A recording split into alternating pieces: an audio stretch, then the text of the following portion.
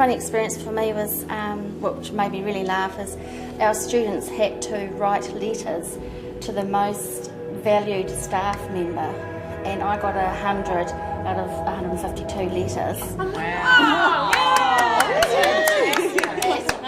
The one that really, and I've got it in a folder, that is at the front of it, was where they said, "Oh, dear Miss Gould, I love you so much. You're the bestest friend in the whole wide world. And if it wasn't for you, the school would be a dump."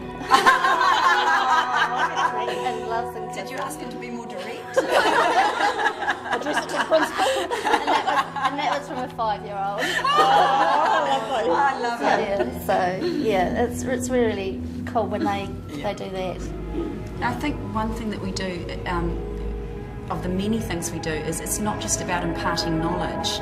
It's about teaching children to learn about life and living and fitting into and being part of society.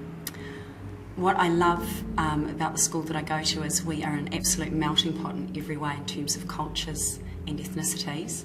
We have Māori children, Pacifica children, we have European children, we have Asian children, Indian children, we have children from Africa, we have children from Thailand, Cambodia, the list goes on, in Vietnam.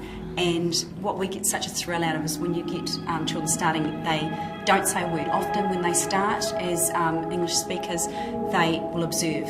And they possibly observe for several months. They observe, they listen, they pick up that receptive language, and then eventually we get the joy normally of seeing them start to speak. And it may just be one word here and there, but once they get going, and then when they actually construct a full simple sentence, it's a huge achievement for them, and for us we get to see that achievement. It's not just a language they're learning, it's a culture as well. It's everything. Like to teach them the culture. And the confidence. Yes, and that's what we get is that unique opportunity to actually build a really special close relationship with them, and it gives them that courage to start taking risks and to start learning and doing that sort of risk taking that we want our learners to do. And we also see where the gaps are. You know, like there might be a teacher only day, but they'll come to school because they're parents and they can't read the notices. You know? Someone said to me, gave me a really great analogy, and they said, imagine if we took you straight out of Papatoetoe South School and put you in a classroom in Russia and said, right, go for it, and you didn't know a word of Russian. You wouldn't know the instructions. The teacher would be giving instructions, you wouldn't know the instructions, you wouldn't be able to communicate in any way, and if you didn't know what to do, how could you explain? So we sort of try and sit in their shoes, don't we?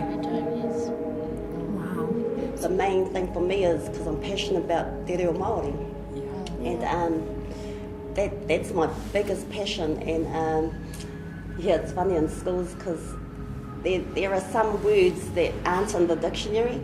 So yes, most times I'm the dictionary, and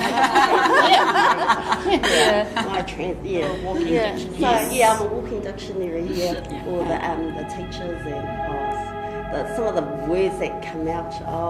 But they're transliterations.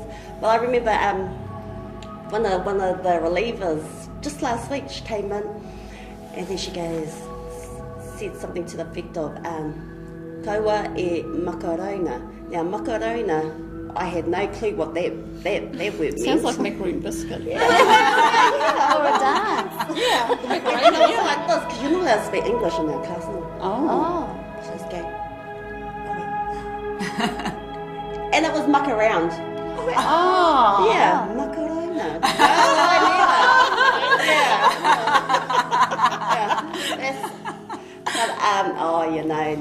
I love my job.